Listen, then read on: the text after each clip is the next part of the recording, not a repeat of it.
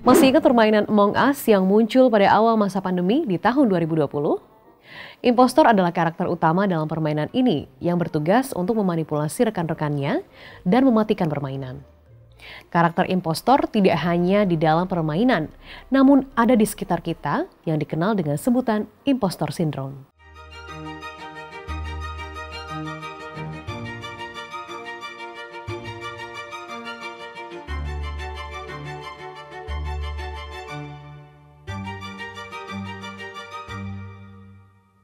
Psikolog klinis Universitas Gadjah Mada, Trihayuning Tias mengatakan, impostor syndrome adalah fenomena klinis di mana seseorang tidak mampu menerima dan menginternalisasi keberhasilan yang ia raih. Ada kekhawatiran bahwa keberhasilan yang diraih merupakan hasil dari penipuan atau berbuat curang.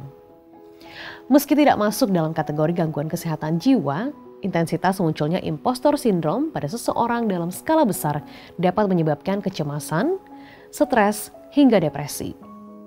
Ada beberapa gejala impostor syndrome seperti terlalu sering meragukan kemampuan diri sendiri, mengaitkan sebuah pencapaian dengan tindakan curang, hingga menyebabkan kekhawatiran berlebihan dan tidak mampu mengambil tanggung jawab.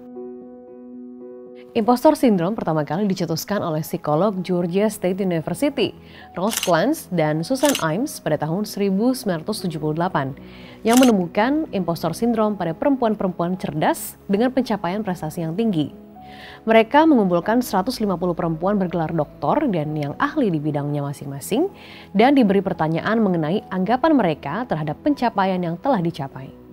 95 perempuan menjawab keberhasilan mereka masuk di universitas ternama adalah karena faktor error panitia seleksi. Beberapa sampel juga merasa dievaluasi secara berlebihan oleh koleganya, khususnya kolega laki-laki. Sehingga mereka merasa tidak cukup pantas untuk meraih keberhasilan. Dengan kata lain, para perempuan ini terus mencari faktor eksternal untuk menyangkal keberhasilan mereka. Psikolog klinis Universitas Gadjah Mada, Trihayuning Tias menyatakan salah satu faktor munculnya impostor syndrome adalah pola asuh keluarga. Jika anak tumbuh dalam keluarga yang hanya mengedepankan pencapaian intelektual semata, maka anak berpotensi tidak mampu merespon kesuksesan dan kegagalan. Tindakan orang tua yang kerap menjadikan anak lain sebagai pembanding membuat anak akan tumbuh menjadi sosok yang tidak akan pernah merasa cukup dengan diri sendiri. Faktor lain adalah ekspektasi dari masyarakat tentang pentingnya kesuksesan, sehingga muncul pemikiran yang keliru bahwa seseorang dinilai berharga jika mencapai kesuksesan. Impostor syndrome bisa diatasi dengan pemahaman atas diri sendiri bahwa kesempurnaan bukanlah hal yang utama, namun tetap melakukan yang terbaik. Kamu bisa menulis hal-hal yang telah berhasil kamu capai sebagai bentuk apresiasi terhadap diri sendiri. Cara ini bisa dilakukan untuk memutus rantai pikiran yang meragukan kemampuan diri sendiri. Selain itu, kamu bisa membicarakan perasaan keraguan atas keberhasilan dan ketidakmampuan diri pada orang yang kamu percaya. Jika gejala impostor syndrome semakin parah, segera periksakan diri ke psikolog atau profesional kesehatan.